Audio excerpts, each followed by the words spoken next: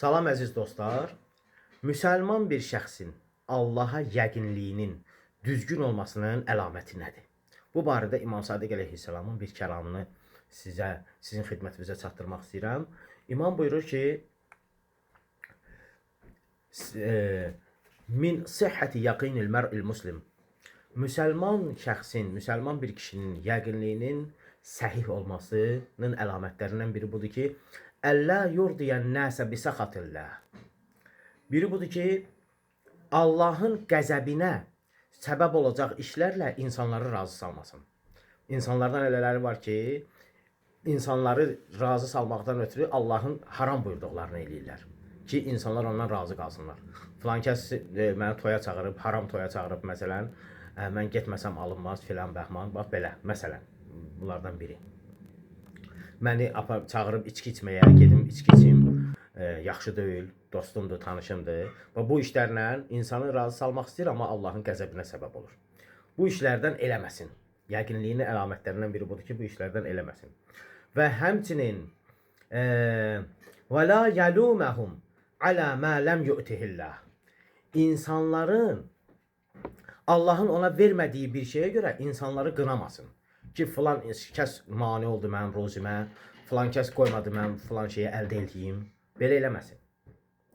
Əgər Allah bir şey vermirsə, onun xeyri yoxdur. Heç kəs onun qarşısını ala bilməz. Sonra فَإِنَّ الرِّزْقَ لَا يَسُوقُهُ حِرْسُ حَرِيسٍ وَلَا يَرُدُّهُ كَرَاهِيَّةُ كَارِهِ. Çünki ruzi nə bir hərisin tamahı ilə gələr. O qədər dünyada hərislər var. Onların tamahı ilə onlara ruzi gəlir, yox. Nə də bir kimsənin istəməməsi ilə geri qayıdar. Allah Teala birinə ruzi vermək istəsə, heç kəs ona mane ola bilməz. Mən istəməsəm də ki, ona ruzi verilsin, Allah yenə onun ruzisini verəcək. Sonra buyurur, وَلَوْ أَنَّ أَحَدَكُمْ فَرَّ مِنْ رِزْقِهِ كَمَا يَفِرُّ مِنَ الْمَوْتِ لَأَدْرَكَهُ رِزْقُهُ كَمَا يُدْرِكُهُ الْمَوْتِ. Buyurur ki, əgər sizdən biri ölümündən qaçdığı kimi ruzisindən qaçsaydı, ölüm ona yetişdiyi kimi ruzisi də ona yetişərdi. Mütləq. Yəni, ruzinin gəldiyi mənbə, elə ölümün gəldiyi mənbədir. Yəni, Allahdır. Əgər bir adama Allah ruzi versə, heç kəs ondan qaça bilməz. Necə ki, Allah birini öldürmək istəsə, heç kəs o ölümdən qaça bilməz. Sonra imam buyurdu.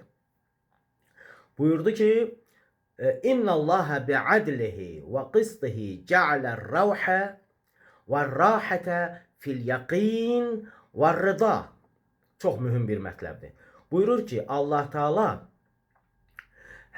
Teala öz ədaləti və insafı ilə hüzur və rahatçılığı nədə qərar verib? Yəqinlik və razılıqda. İnsan yəqin eləsi ki, Allah ruzi verəndir və bunun ruzisini verəcək və Allahın verdiyi ruziyə razı qalsa və Allahın özündən razı qalsa, bu adam çox rahat olacaq, yaşayışa rahat olacaq, heç nədən narahat olmayacaq, ruzi barəsində dərd-sər çəkməyəcək, heç nədən narahatlıq hiss eləməyəcək. Çünki Allah Teala həmin yəqinlik və razılıqda hüzuru və rahatlığı qərar verib. Sonra nə edib? وَجَعَلَ الْهَمَّ وَالْحَزَنَ فِي الشَّكِّ وَالسَّخَطِ. Rahatlığı, kədər və qəmi isə Allah Teala şübhə və narazılıqda qərar verib. Onlar ki, Allahın ruzisindən, verdiklərindən narazıdırlar, Allahın özündən narazıdırlar və yaxud Allaha qarşı şəkdədirlər ki, görəsən Allah bizə ruzi verəcək, verməyəcək və yaxud Allahın varlığında şəkk eləyirlər. Onların qəlbi həmişə kədər və qəmlə dolu olacaq. Çünki Allah Teala həmin şəkdə və Allaha qarşı narazılıqda qəm-kədər qoyub. İnsanlar ona görə həmişə narazı qalarlar, qəm-kədər çəkərlər və heç vaxt rahat yaşaya bilməzlər, rahat gün görməzlər. Çox mühüm bir mətləb idi.